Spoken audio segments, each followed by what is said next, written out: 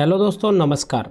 Studio with genius में आप सभी का स्वागत है। साथियों, हम क्लास 10th के लिए कल हिंदी का पेपर है और आप सभी को उसके लिए बेस्ट ऑफ लक।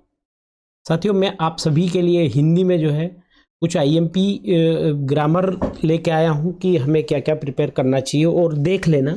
देखो, ऐसा है कि हम 100% तो श्योर नहीं है, लेकिन 99% जो हमारा जो है यही श्योर होगा। और इसकी जो पीडीएफ है वो हमारे Telegram channel study with genius पे मिल जाएगी और डिस्क्रिप्शन में मैं डाल दूंगा यहाँ पर, तो वहाँ से आप इसकी पीडीएफ कलेक्ट कर सकते हैं ना। तो साथियों, सबसे पहले हमें एक सूरदास जी के बारे में, सूरदास जी के जीवन परिचय के बारे में, उनकी 3 कविता है, सुरसागर, साहित्य लहरी और सुरसारावली। इनकी जो कविताओं की विशेषता क्या थी, तो ये ध्यान रखना है कि इनकी कविताओं में सबसे ज़्यादा कौन सा रस है, वात्सल्य रस है ना। उन्होंने क्या करा, उपमा, रूपक, उत्प्रेक्षा, अनुप्रास अलंकारों का भी जो है प्रयोग किया है। ठीक है, सूरदास जी के बाद चलते हैं तुलसीदास जी के बारे में। तुलसीदास जी में रामचरितमानस लिखी, हमारी गीतावली, दोहावली, विदय पत्रिका, जानकी मंगल और पार्वती मंगल। इनकी भाषा जो रचना की है वो अवधी और ब्रज भाषा है, ये ध्यान रखना है ना। साथ ही इन्होंने दोहा, सोरठा, चौपाई, कवित्त, सवेई, हरिगीतिका, गीतिका, इन सभी का व्यापक रूप से प्रयोग किया है ना। रामचरितमानस किस भाषा में लिखा गया है, तो वो अवधी भाषा में लिखा गया है। नेक्स्ट चलते हैं जयशंकर प्रसाद। जयशंकर प्रसाद की एक प्रसिद्ध जो है कामायनी इन्होंने ही लिखी है। आंसू, लहर, झरना, साथ ही नाटक है इनके चंद्रगुप्त, स्कंदगुप्त, ध्रुव, स्मग्नि और कंकाल, है ना, तितली। इनकी जो है, इन्होंने क्या करा, उपमा, रूपक और अनुप्रास अलंकारों का प्रयोग किया है और कहीं कहीं पर क्या करा है, वीर रस का भी इन्होंने प्रयोग जो है किया है। इस तरह से प्रेम की है ना। जयशंकर प्रसाद के बाद देखो साथियों, हमारे आईएमपी चीज में देखे सूर्यकांत त्रिपाठी, निर्मला जी, निराला जी, इन्होंने अनामिका, है ना, परिमल, गीतिका, कुकुरमुत्ता, नए पत्ते, है ना, इस तरह के लिखे। उन्होंने कविताओं को सृष्टि के अनेक विषयों में समाहित है ना। इन्होंने प्रकृति, प्रेम, सहानुभूति, दार्शनिकता, क्रांति, इन तरह से। और इन हिंदी की पहली मुक्त छंद कविता किसने लिखी है, तो वो सूर्यकांत त्रिपाठी, निराला जी ने लिखी है। साथ ही नागार्जुन के बारे में देख लेना। इनका नाम जो है वैद्यनाथ मिश्र था। क्या था इनका नाम? इनका नाम जो था वैद्यनाथ मिश्र था, है ना, ये ध्यान रखिएगा। क्या था इनका नाम? वैद्यनाथ मिश्र जो था। ठीक है साथियों, 2 मिनट।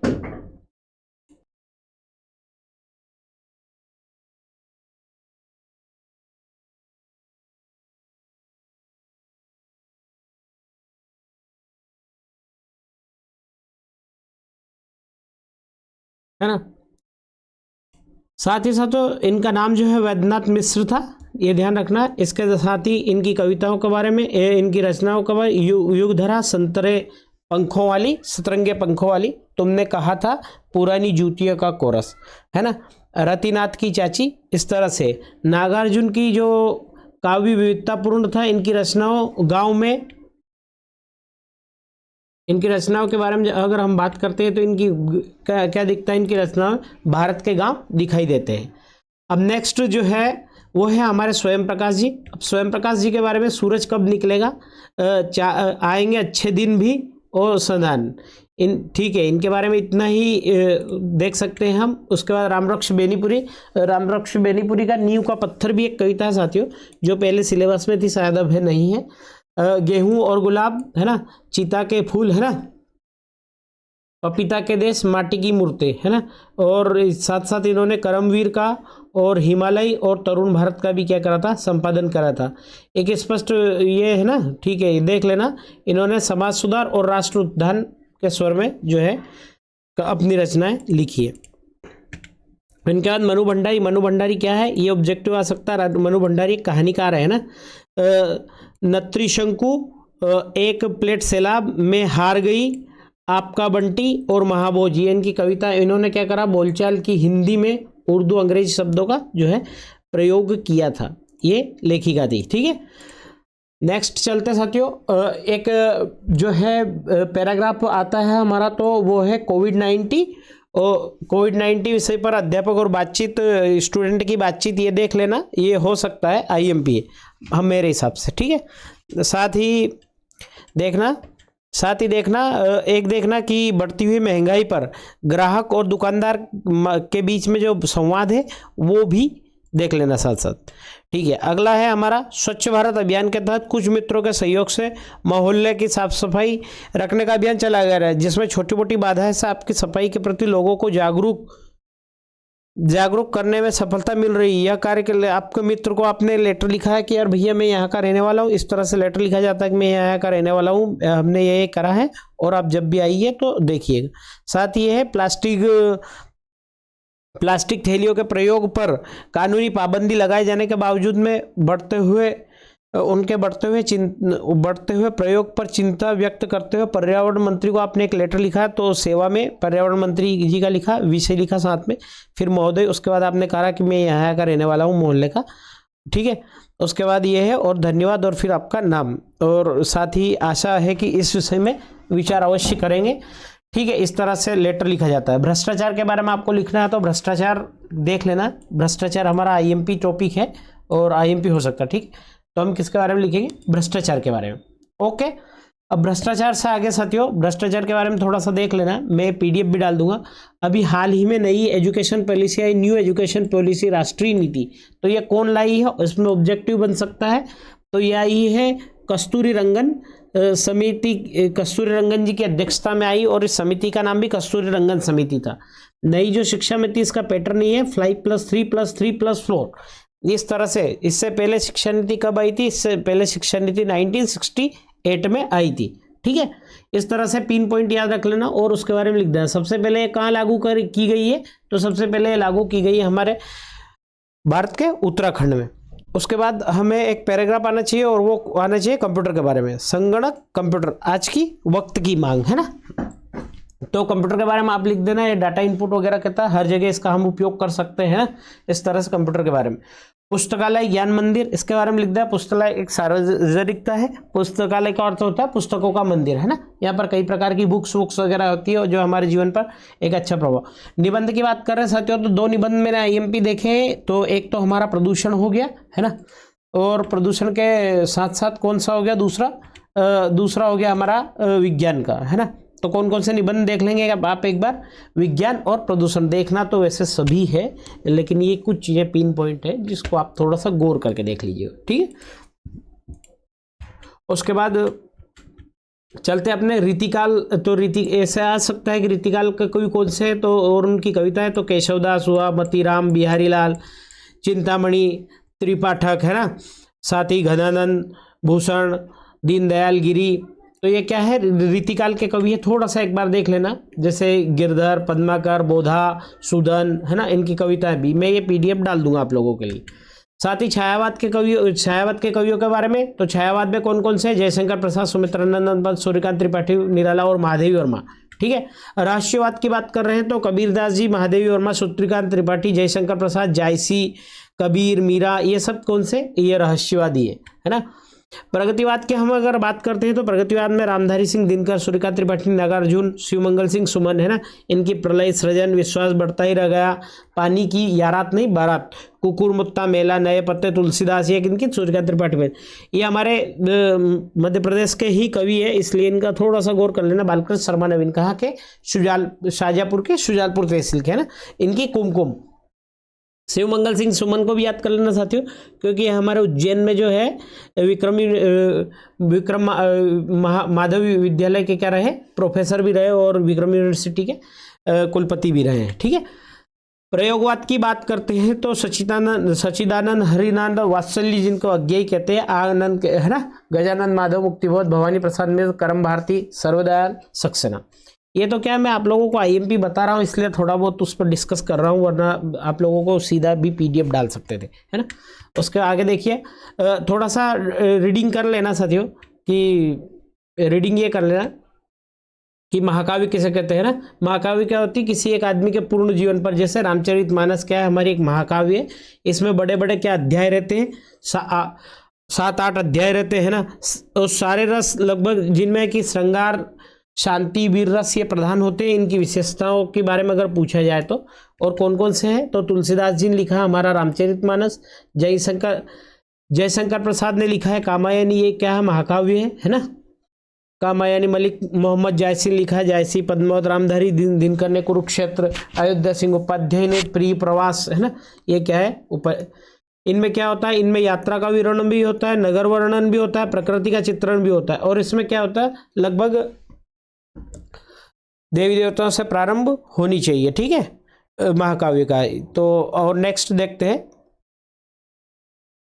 खंड काव्य। खंड काव्य के बारे में देख लेना साथियों। तो खंड काव्य में क्या होता है, एक छोटी सी घटना के ऊपर बनता है ये। कैसी, एक घटना के ऊपर बनता है ये।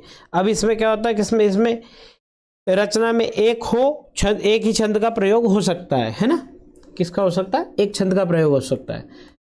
इसके साथ देखिएगा कौन कौन से हैं। तो पंचवटी जयद्रथवत, मैथिली शरण गुप्त, नरोत्तम दास का सुदामा चरित्र, गोस्वामी तुलसीदास जी का पार्वती मंगल, नरेश मेहता का महाप्रस्थान, राम नरेश त्रिपाठी का प्रतीक, ठीक है। नेक्स्ट चलते हैं साथियों, रस।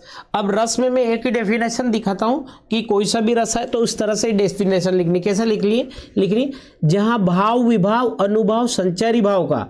अब ये जब रति लिख दिया हमने तो रति किसका स्थायी भाव है, श्रृंगार रस का।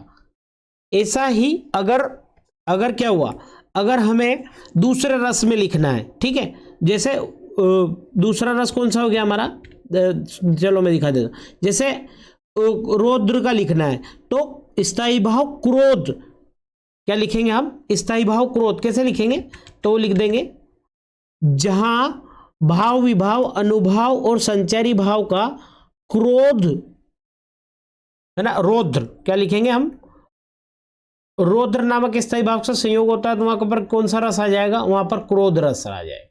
इसी तरह से आपको क्या करना साथियों, केवल ये जो लाल जो मैंने पिन पॉइंट लिखे हैं इनमें स्थायी भाव बदलना है तो यहां पर भी उसकी डेफिनेशन बदल जाएगी। अब रस से क्या होता है, रस का अर्थ होता है आनंद की प्राप्ति होती है, ठीक है। अब ये जो है भरत मुनि ने एक रस का सूत्र दिया है, विभावानुभाव संचारी भाव संयोगाद्र निष्पत्ति, ठीक है। अर्थात क्या होता है, विभाव अनुभाव संचारी भाव के संयोग से क्या होती है, रस की निष्पत्ति होती है। ये ध्यान रख लेना, सूत्र भी है ना। रस के कितने अंग होते हैं, तो रस के 4 अंग होते हैं, स्थायी भाव, संचारी भाव, विभाव और अनुभाव, ठीक है। नेक्स्ट, अनुभाव विभाव में अंतर ये पढ़ लेना आ सकता है, आता भी है ना। तो ये पीडीएफ में मिल जाएगा, आपको पढ़ लेना, एक बार रीडिंग मार लेना, ठीक है। रस के भेद की बात करते हैं तो सबसे पहला रस आता है श्रृंगार रस। और श्रृंगार रस क्या है, रसराज भी कहते हैं। क्या कैसे रसराज। और रसों का राजा कौन है, श्रृंगार रस है, ठीक है। इसमें क्या होता है, स्त्री पुरुष के प्रेम का वर्णन होता है। ये 2 तरह का होता है, श्रृंगार संयोग मतलब मिलना और छूटना मतलब वियोग। इनके उदाहरण भी मैंने पीडीएफ में लिख दिए हैं साथियों, एक बार देख लेना। जब हास्य रस अर्थात क्या हो रहा है, हंसी हो रही है, हंसी हो रही तो क्या है, ये उसके उदाहरण लिख दिए, ठीक है। साथ ही रौद्र, इसका स्थायी भाव क्रोध, भयानक इसका भय, ठीक है। वीर रस का उत्साह, अद्भुत रस का आश्चर्य विस्मय, है ना। करुण रस का शोक, इनके उदाहरण लिख दिए मैंने। विभत्स का जुगुप्सा या घृणा, शांत का निर्वेद वैराग्य। और वात्सल्य में क्या होता है, माता पिता का प्रेम हो बच्चों के प्रति, इस तरह का में होता है ना, ठीक है। साथ ही भक्ति रस, ये अलग से एक रस जोड़ा गया है, तो इसकी क्या हुई है, ठीक है। ओके, ये उसका उदाहरण दिया। छंद क्या होता है साथियों, किसी कविता के रचना विधान को क्या कहते हैं हम, छंद कहते हैं। अब छंद की हम बात अगर करते हैं तो छंद के अंग देख लेना क्या क्या है, चरण, वर्ण, मात्रा, चरण या पाद, वर्ण या मात्रा, यति, गति, तुक, गण, ये क्या है, इनके अंग है छंद के, अगर कभी एग्जाम में आ सकता है तो, ठीक है। ओके, दोहा देख लेना। दोहा में क्या होता है, दोहा क्या है, एक सममात्रिक छंद है। किसका उल्टा है, सोरठा का उल्टा है। इसमें क्या होती है, पहले और तीसरे में तो 13 मात्रा होती है और दूसरे और चौथे में कितनी मात्रा होती है, 11 मात्रा। इस तरह से ध्यान रख लेना, ठीक है। चौपाई क्या है, चौपाई भी क्या है, एक सममात्रिक छंद है। क्या है चौपाई भी सममात्रिक छंद है। इसके प्रत्येक चरण में कितनी मात्रा होती है, 16 मात्राएं होती है, ठीक है। अब रोला की बात कर रहे हैं तो रोला भी सममात्रिक छंद है।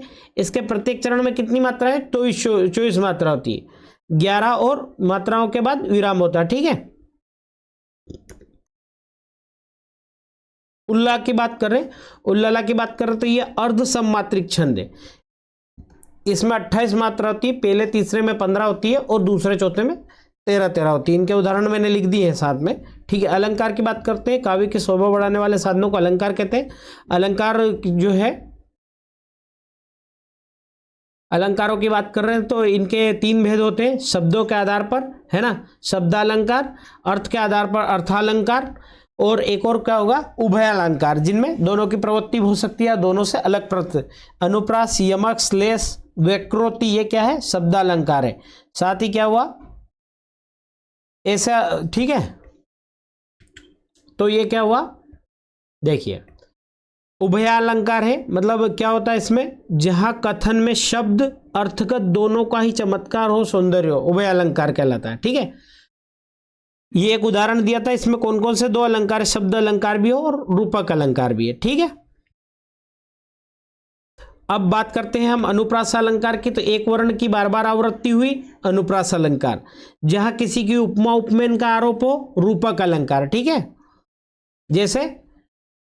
जैसे क्या, मंद हंसी मुखचंद दुहाई, मंद मंद मुस्कान आपकी कैसी है, चंद्रमा की दुहाई जैसा है। ठीक है, उपमा अलंकार, उपमा रूपक हो गया था। उपमा अलंकार, जब एक वस्तु का किसी वस्तु से समानता या आधार तुलना की जाए तो क्या हो, उपमा अलंकार कहलाएगा।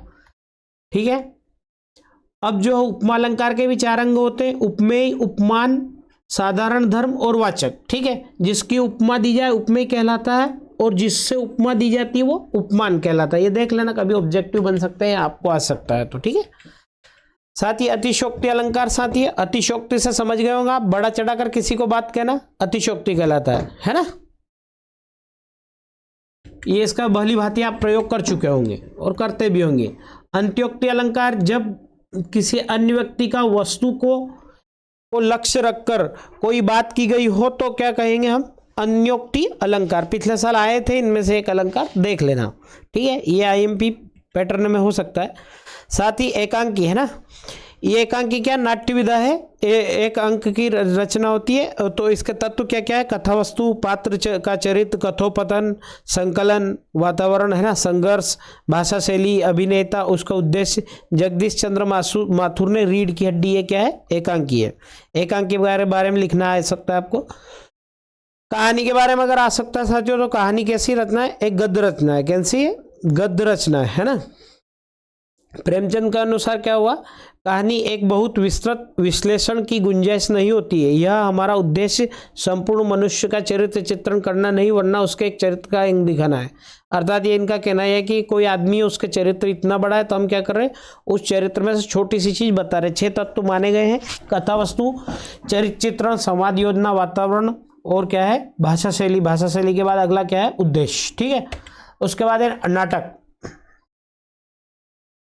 नाटक में क्या होता है साथियों, रंगमंच पात्रों द्वारा जो प्रदर्शन होता है उस तरह से नाटक दिखाई जाती है। भारतेंद्र, हरिश्चंद्र की सत्य, ये अजात शत्रु, स्कंदगुप्त, चंद्रगुप्त, है ना, इस तरह से ये नाटक का देख लेना। ये भी 2 और है।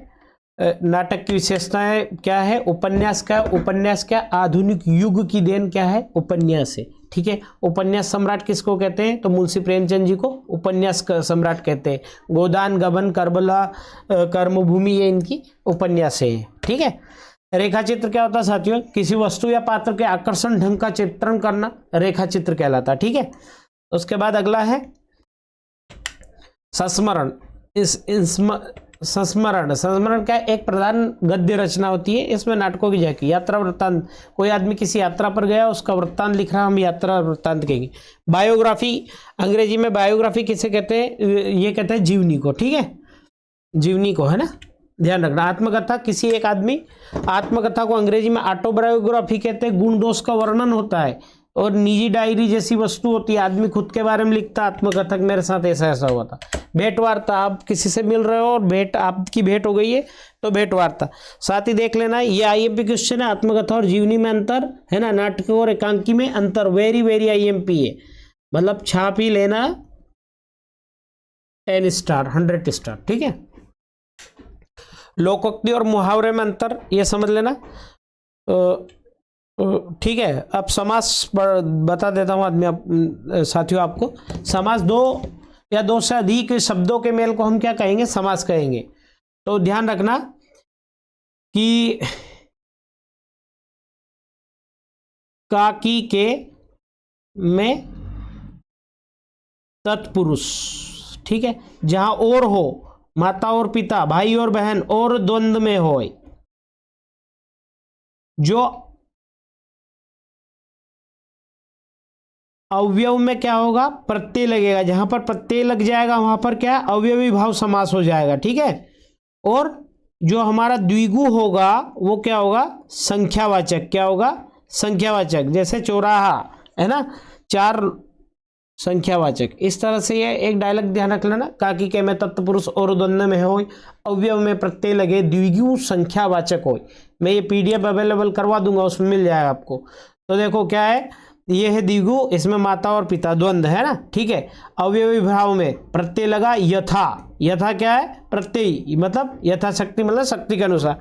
बहुब्रीहि क्या होता है साथियों, इसमें कोई भी पद प्रधान नहीं होता, और अलग ही बात हो, जैसे पंचानन, 5 है आनंद अर्थात सिंह, जैसे दशानन, 10 है जिसके सिर अर्थात रावण, है ना। लंबोदर अर्थात लंबा है जिसका उदर अर्थात भगवान गणेश। तत्पुरुष, तत्व में क्या होता है, काकी के, वह शोकमग्न, शोक में मग्न, जन्म से अंधा, ठीक है। कर्मधारय जो है उसमें द्वि दूसरा पद होता है, जैसे चंद्रमुख, जिसका मुख हो चंद्रमा जैसा, कर्म के हिसाब से। नील कमल, नीला है कमल, ठीक है। द्विगु, द्विगु संख्यावाचक होता है, सप्तऋषि, चौराहा, है ना, ठीक है। संधि, दो या दो से अधिक शब्द वर्णों के मेल को हम क्या कहेंगे, संधि कहेंगे। संधि 3 प्रकार की होती है, स्वर संधि, व्यंजन संधि और विसर्ग संधि। अब जब हम स्वर संधि की बात कर रहे हैं साथियों, स्वर संधि फिर 5 तरह की होती है। कैसे कैसे, दीर्घ गुण, दीर्घ गुण वृद्धि यण अयादि संधि है, ठीक है। अब जब स्वर का स्वर से मेल हुआ तो क्या हुई, स्वर संधि हुई, ठीक है। व्यंजन संधि, व्यंजन का व्यंजन से मेल, व्यंजन संधि हो गई। और विसर्ग के पश्चात किसी व्यंजन का आने पर क्या होता है, विसर्ग संधि होती है, जैसे नी प्लस छल, निश्चल। समास और संधि में अंतर देख ही लेना, ठीक है। उसका थैंक यू साथियों, वाचिंग फॉर हमारी वीडियो के लिए आप सभी को बहुत बहुत धन्यवाद। मैं रैपिड रिवीजन में था और आईएमपी से केवल आपको एक बताने के लिए ही, और इसकी पीडीएफ आप लोगों को हमारे टेलीग्राम चैनल, हमारा टेलीग्राम चैनल है साथियों, स्टडी विथ जीनियस, सर्च कर लेना, यह लिंक में यहाँ मिल जाएगा, तो आप वहाँ से हमारे टेलीग्राम चैनल से ये पीडीएफ आप एक्सेस कर सकते हो, ठीक है। थैंक यू और बेस्ट ऑफ लक कल के एग्ज़ाम के लिए आप सभी को, ठीक है। हम मिलते हैं कल शाम को, पेपर का एनालिसिस करेंगे हिंदी के, ठीक है साथियों। जय श्री महाकाल।